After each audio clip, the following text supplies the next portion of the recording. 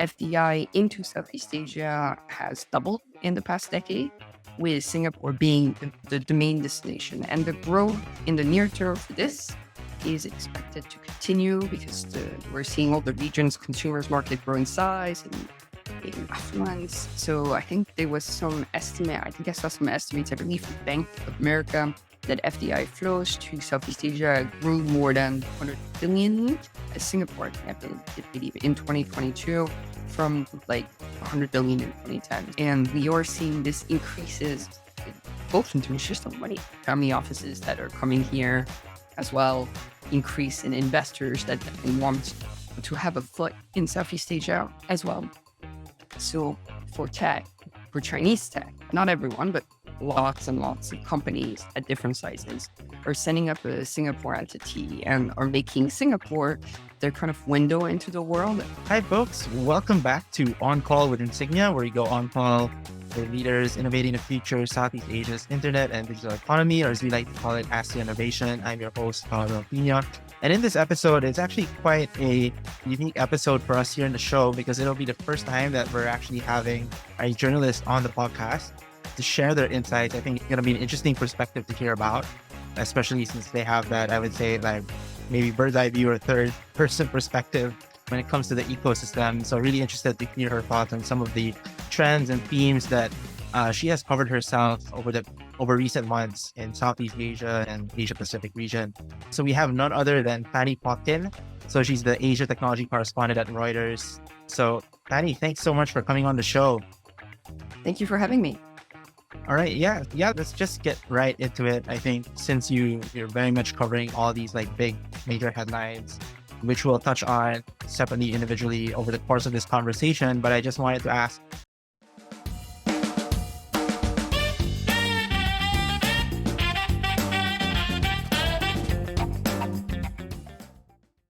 in general, what excites you about Southeast Asia today? And amidst all of these market headwinds, uncertainty, and being a journalist yourself, you're seeing all these like headlines as well that may seem all doom and gloom. But what keeps you optimistic about the region? Keeps you excited as somebody who tells the stories coming out of this region? Southeast Asia has always excited me. I think there's a dynamism here that can't be replicated or can't be found anywhere else. And the diversity of country is basically different cultures. Make it for everything, but make it for tech in particular, a really interesting place. And while we've seen basically amazing tech scenes in Indonesia and obviously Singapore for years, I'm really excited to see about nascent tech scenes emerging in some markets that haven't been strongholds for startups yet, such as the Philippines. I guess it's a weird time for the tech sector in Southeast Asia. After the absolute boom years that lasted until halfway into COVID, the market has changed drastically. You're seeing a lot of big unicorns who are putting their IPOs on hold, and you're seeing startups that are having a much harder time to fundraise. In a way, I think this is still exciting for the market in a different way, just because that means that the startups that are still getting money are startups that have really clear visions. They have a need or very smart ideas to fill. And we're getting, I think, more creativity in basically what we're seeing. And that might also help stop startups that don't necessarily are not going to find their business from basically taking off. So I think it's a harder market where companies have to refine their visions to get money to basically to survive. But I think it will help a lot of companies in the long term just because they're going to have to be sharper, more creative, more ready. And honestly, as a journalist, that's exciting to see. I hear some of the same sentiment from VCs as well, where they're saying, obviously, the valuations have been cut. For us, it's great. But also in that they might also be getting different types of pitches or more interesting pitches. Definitely some doom and gloom and some hard times, not always fairly. That it has hit some really great companies. But I think it has made expectations more realistic, made valuations more realistic, and in the long term, I believe Southeast Asia will grow from this, and we're seeing will continue from unicorns. I think e-fisheries, which I believe is still at this point Indonesia's most recent unicorn, is really great example of something working in a landscape that you never expect. Oh, this is going to be $1 billion business, but a really smart company that took its time and dominated the market really well. Yeah, and as they say, no pain, no gain. I guess so the ecosystem is going through its learning curve, and really that will force, I think, a lot of companies to mature in a more sustainable way. We're seeing a lot of examples of that come out. Just for our listeners to get to know you a little bit more and what context you bring into this conversation, I also wanted to talk about a little bit of your background as well. You've been with Reuters for, I think, 6 years or so now, and prior to that, you were already doing a lot of journalism work as well. What led you to actually land in this particular beat of covering technology in Southeast Asia and Asia? Yeah, for several years now. I've always been really interested into technology. So before joining Reuters, I was a freelance reporter. And even at the time, I spent a fair amount of time in Myanmar. And something that remains fascinating to me was the nascent startup and tech scene, and really nascent tech scene in Myanmar, but really smart startups, really smart ideas. And again, lots of creativity and originality when you're dealing with losing electricity for 6 hours a day quite often. So Myanmar, unfortunately, for different reasons due to the political situations, a lot of those startups have taken a hit. That's hard to overcome in a different way than COVID. So I was always interested in tech. And then I was in London for Reuters, and I moved to Indonesia with Reuters to cover companies in general, every basically companies across Indonesia. And very quickly, that 70% of that became tech, just because Indonesian tech companies were so exciting. And Indonesia is such an exciting market and was so big where digital like consumers in Indonesia and in other Southeast Asian countries like Myanmar, they consume differently. They are much more, they will leapfrog through innovation in a way that you just don't see in Europe or in a lot of older developed markets like Japan. So that got really exciting. And basically, eventually my job became from covering Indonesian companies, covering Southeast Asian tech, and then now Asian tech, basically. So much more opportunity to dig into the links between the US and Southeast Asia, or specifically very much a lot of my time on China and Southeast Asia. Yeah, so interesting from Myanmar to London and then to Indonesia, and then now that scope has grown. I had a quick follow up. Like, what is the biggest like culture shock for you when you first started exploring the tech space in Indonesia in particular? It's a good question. Culture shock. I grew up in Southeast Asia, actually, Mm. mainland Southeast Asia. Indonesia is quite different from mainland Southeast Asia, but it did mean that I probably had less culture shock than some people.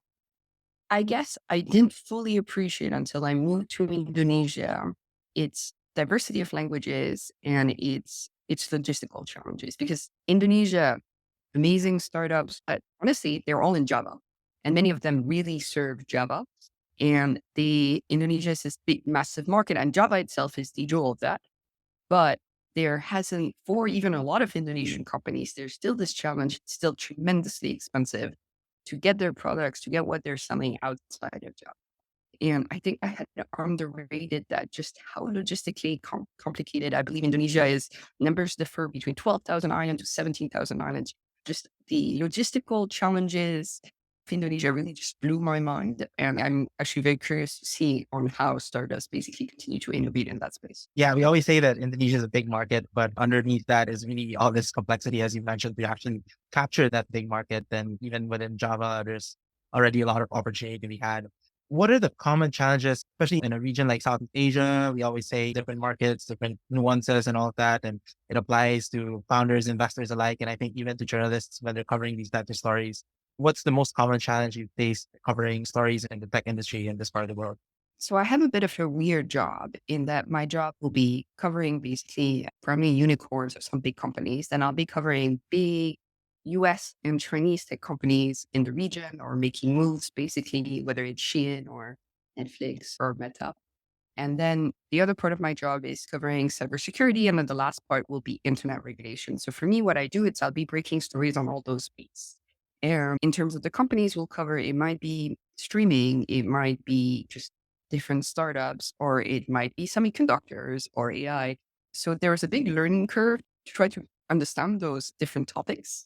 And I come at it with the perspective that I know nothing and I must learn from the people that I meet. So I guess the biggest challenge is trying to develop sources across those sectors, trying to understand those sectors, and also trying, and most of this I'm doing nowadays from Singapore before Jakarta, trying to understand what my blind spots are. So for me, the best reporting, I think it's, let's say you're covering a gig economy company. You are not just talking to the company, you're talking to the investors, you're talking to maybe staff that this company has in different divisions. And you might also be talking to their drivers or to their delivery man or to e-commerce sellers or small food merchants that they're working with, if you want to understand them fully. And then obviously, I think the last challenge is in relation to that is it's some countries will be harder to get sources or to make sure that your information is accurate just because they are more closed off and there'll be less information. So it'll be harder to just try to verify your information. Yeah, yeah. I think the variance is probably the challenging thing to navigate here. In your earlier answer, you did actually outline the rest of our conversation with some of the beats that you've covered. So I just wanted to tackle them in order. I think the first one that you mentioned about global companies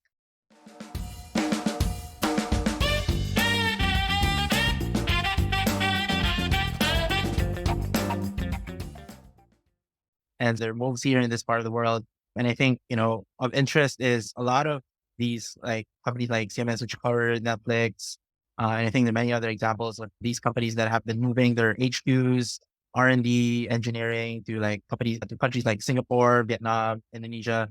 From what you've covered so far within this beat, what do you think are the drivers for these companies to actually take an active interest in setting up all this infrastructure in the region? And then how do you think would this impact the competitive landscape, especially for tech companies in Southeast Asia? Big question. I guess to start with, for a lot of those companies, for a lot of general companies, maybe more for Siemens or maybe more companies that have supply chain flows, and I'm sure we'll delve into that later, Southeast Asia has become growing markets or more appealing position, given that a lot of those companies had China operations or basically other operations, not just China, but operations that were stuck under lockdown.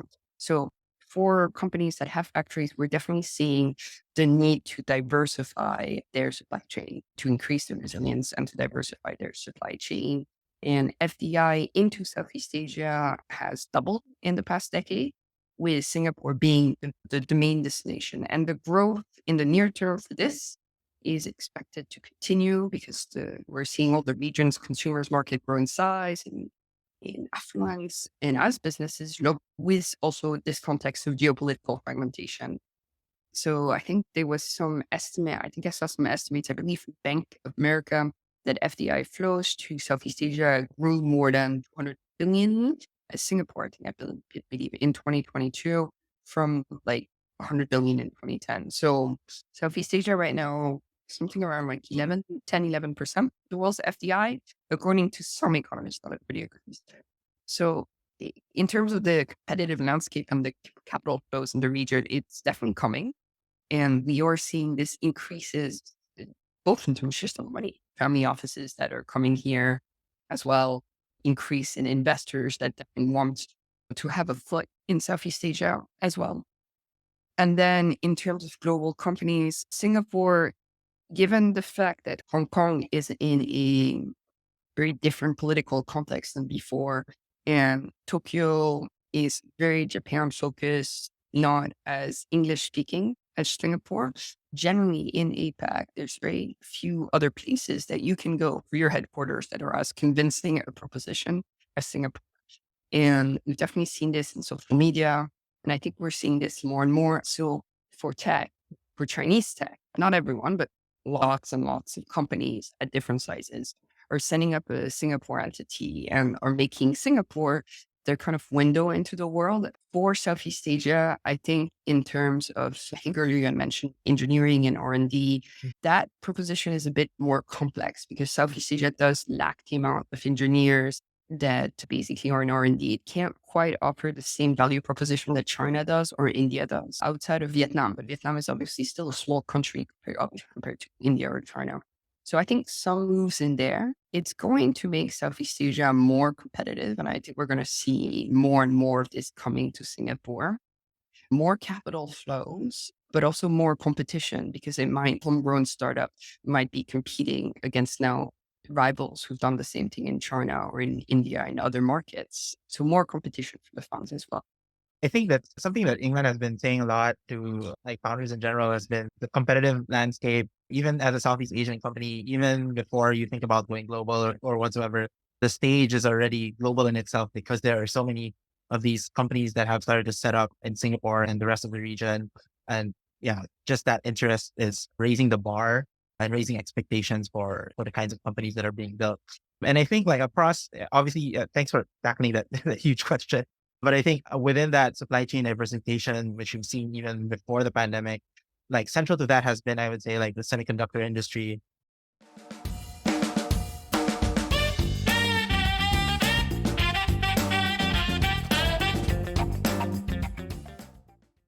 And it's something that you've covered in great length and depth over the past few months. Would love to cover that topic a little bit here on this call. But for starters, maybe you can run our listeners through, I guess, a summary just to bring everybody up to speed on what it's like now, especially with China reopening. But at the same time, a lot of different countries, especially US and Europe, looking to wean themselves off of China in terms of their semiconductor kind of supply chain. All right, tough question. Let's try. Okay, annual sales of semiconductors are insanely large. It's, I believe, more than $500 billion in 2022, and it's $500 billion in the sales, but it's tens of trillions in annual economic activities. Semiconductors or in your data centers, in your laptops, in your mobile phones, in your cars, in your washing machines, light bulbs. It's basically an overall like production input, like globally 12% of GDP. And I think basically the US and with Western functional law, basically the US has been pushing for sanctions on China on semiconductors for the last year and has formed what has been referred to in the media Chip 4 alliance with Japan and Taiwan, which has been criticized by China as a plot to exclude China from semiconductor supply chain. And generally, there has been a massive amount of increased pressure on the Chinese semiconductor industry. And after DC, I believe it's in October, implemented new updates and new rules that further restrict the ability of mainland China to obtain very advanced chips, which hurts them not just for all of those things, but also for things like AI as well. And then in August, Joe Biden signed the Chips and Science Act, which is intended to boost American high-tech manufacturing capabilities, but will also give money to foreign semiconductor firms who are seeking, both foreign and US, who are seeking to do more business with the US or in the US. So I guess a very interesting development that's going on now, like right now, is that we are seeing, according to data last week, we're seeing the trade in semiconductors between China and South Korea decline and decline significantly. I believe that according to South Korea's Ministry of Trade, Industry and Energy, last Thursday reported that ICT exports, so semicon displays and smartphone between mainland and China fell more than 30%. General analysts believe that before that, China accounted for 40% of South Korea's total chips export. So this reduced trade comes when, at the same time that China is itself trying to improve its self-sufficiency in chips, both advanced chips, but also the kind of basic chips that are used in cars and home appliances. We're seeing movements in terms of the way the countries that have traditionally dominated semiconductors have been linked together. And it's very interesting how that's going to play out in terms of how is Southeast Asia benefiting. So Southeast Asia has two chips hotspots. One of them is Singapore, which is a hub basically for years under help of the government, and where you have some massive players basically that have built factories here, that have factories here, or that are building their own factories here. And then you have the other top player here is Malaysia, which has a history of skilled labor in semiconductor, and which has both very strong homegrown players, but also strong foreign players. You had Intel, I think in 2021, and investing $7 billion in a semiconductor packaging plant in Penang. Infineon is constructing a fab plant in Kulim. So basically, you're seeing Southeast Asia take an advantage, and then you have the younger players trying to fight for some of that business. As a hub for Samsung, this is where basically Vietnam can make more of a value-added proposition, but it doesn't have the expertise or the specific training labor that Malaysia can offer, or that Singapore, but it is cheap. So Vietnam has been pitching. Thailand has been pitching in this sector as well. Thailand does have in the car manufacturing space as well. Indonesia a bit, but less aggressively in the last month, more pre-COVID, in my opinion. You're seeing those companies basically look at all those different Southeast Asian options and look at whether or not Southeast Asia can fit their needs. Yeah. So I think like that just continues the thread of our conversation from the previous question of, I guess, a lot of these like global players. And just to clarify, it's like the industries in Southeast Asia have still largely been driven by this movement of global players into these countries. So, and yeah, it's going to be interesting to see how this whole diversification theme like extends into that industry moving forward, especially with this, I think like chip nationalism and all these different countries trying to set up their own infrastructure, or all these multinational corporations trying to set up infrastructure in different countries to really take advantage of different market opportunities and not be locked into certain regions. A lot of headlines have talked about the semiconductor downturn over the pandemic with the supply chain constraints. Do you see, I guess, this whole like chip nationalism kind of theme taking us out of this downturn, or are there other drivers that you see moving the industry forward in the next few years? For China, chip nationalism is now a priority. It feels that it has no choice but to basically increase. It already was making moves towards self-reliance, but now it has to actually just move at an insane speed. Chinese chips, basic chips, will improve very quickly. For like chips like basically what NVIDIA offers, that's going to take much longer.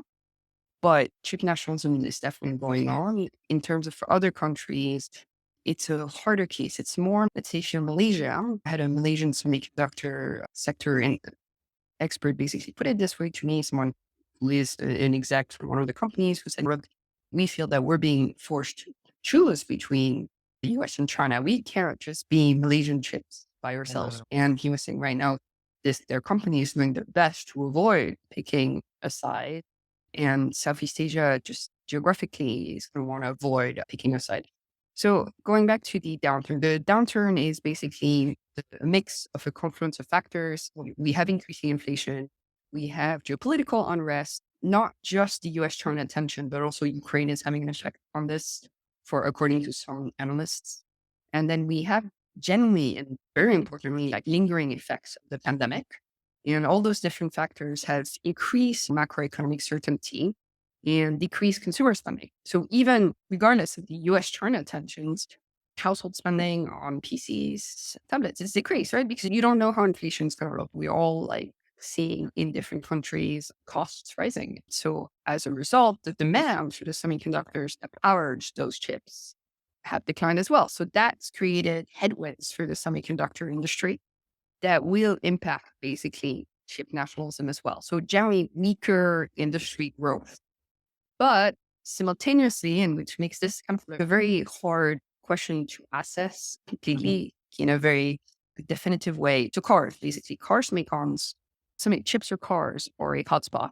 There is a burst of demand from car makers who are now ramping up output after running out of chips or having death of chips over the last 2 years. So it's chip content. I have some industry numbers.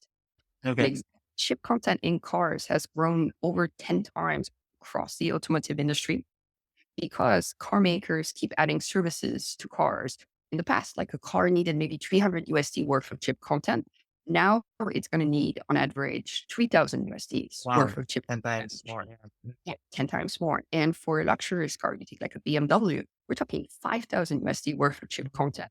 And then it's even more for electric cars, the Tesla, due Yeah. to battery management and to the higher function. So the chip space, depending on what kind of chips you provide, who your clients are, it's very different. So that's basically, I think it's going to be quite interesting in what it looks like. And you're seeing those different drivers, the kind of the inflation, the decreased consumer spending and the fluctuation in demand, but also automotive chips, basically. So a mixed market. Siemens CEO was saying that to me last week when they were announcing a factory in Singapore, he was saying they're still seeing some issues with chips, but they expect it to basically not decrease, but normalize by like the second half of this year. That's quite interesting that like automotives in particular, there is that demand in spite of, I guess, consumer spending going down. But it is interesting to see that like the chip content, as you mentioned, has definitely increased and seems to be increasing the more high tech these cars become. And so I guess that at least in the upstream value chain sort of drives that demand.